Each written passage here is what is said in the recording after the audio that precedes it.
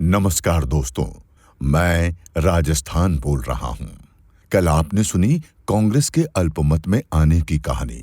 आज सुनिए कैसे हुआ सुखाड़िया युग का अंत। शब्द हैं वरिष्ठ पत्रकार राजेंद्र बोड़ा के। भारी झंझावतों के बाद 1967 में सुखाड़िया ने कांग्रेस की सरकार तो बना ली, मगर उसके अस्तित्व को बचाए रखने के लिए कई उपाय करने पड़े। विधायक को मंत्री परिषद में जगह देकर तथा कुछ को पदोन्नत करके खुश रखना पड़ा। सरकार बनाए रखने के लिए बंदर बांट बाद में परंपरा बन गई। इससे पहले राजस्थान में कैबिनेट मंत्री और उपमंत्री ही हुआ करते थे। पद देकर समर्थन पाने के लिए सुखाड़िया ने राज्य में पहली बार राज्य मंत्रियों और संसदीय सचिवों की नियुक्तियां की। इस परंपरा में अब तो सलाहकार भी जुड़ गए हैं। सुखाड़िया युग के अंतिम दौर में भ्रष्टाचार के आरोपों तथा सत्तारूढ़ पार्टी में आंतरिक कलह का बोलबाला रहा। सुखाड़िया सरकार में मंत्री शिवचरण माथुर, जो बाद में राज्य के मुख्यमंत्री भी बने, पर विधानसभा में जमीनों को लेकर जबरदस्त आरोप लगे और हंगामे हुए। इसके चलते उन्हें मंत्रिमंडल से इस्तीफा देना पड़ा।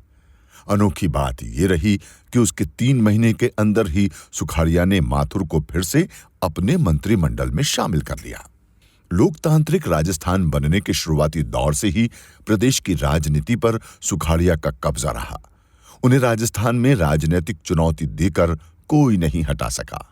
लेकिन ये तब तक ही रहा जब तक दिल्ली में कांग्रेस की कोई आलाकमान जैसी व्यवस्था नहीं हुई। आजादी के 2 दशक बाद कांग्रेस जब इंदिरा कांग्रेस आई में तब्दील हुई, तब उसका असर पूरे देश की राजनीति पर पड़ा। इससे राजस्थान अछूता कैसे रह सकता था। इंदिरा गांधी के आलाकमान के रूप में उभरने की राह अगस्त 1969 के राष्ट्रपति चुनाव से तैयार होने लगी थी। पार्टी के अधिकृत उम्मीदवार नीलम संजीव रेड्डी का साथ छोड़कर इंदिरा गांधी ने सभी से अपने मन की आवाज के अनुसार वोट देने की अपील की। हुआ ये कि सामने खड़े वीवी गिरी कांग्रेस के अधिकृत प्रत्याशी को हराकर जीत गए। राष्ट्रपति चुनाव में राजस्थान के अधिकांश विधायकों ने कांग्रेस के अधिकृत प्रत्याशी के पक्ष में वोट डाले। इसने राजस्थान में भावी राजनीति की बिसात बिछा दी। अब कांग्रेस में राजस्थान की राजनीति दिल्ली से चलनी थी। प्रधानमंत्री इंदिरा गांधी बैंकों का राष्ट्रीयकरण और राजाओं का प्रिवी पर्स खत्म करने का कदम उठाकर एक मजबूत नेता के रूप में उभरे। तत्कालीन लोकसभा का कार्यकाल 1972 में खत्म होने वाला था। उसे उन्होंने 1970 में भंग करते हुए गरीबी हटाओ के नारे के साथ 1971 में मध्यावधि चुनाव करवाकर प्रचंड बहुमत हासिल कर लिया। चुनाव परिणामों के 4 माह के भीतर ही आलाकमान के निर्देश पर मुख्यमंत्री मोहनलाल सुखाड़िया को इस्तीफा देना पड़ा। इस तरह दिल्ली के हस्तक्षेप से राजस्थान में सुखाड़िया युग का अंत हुआ।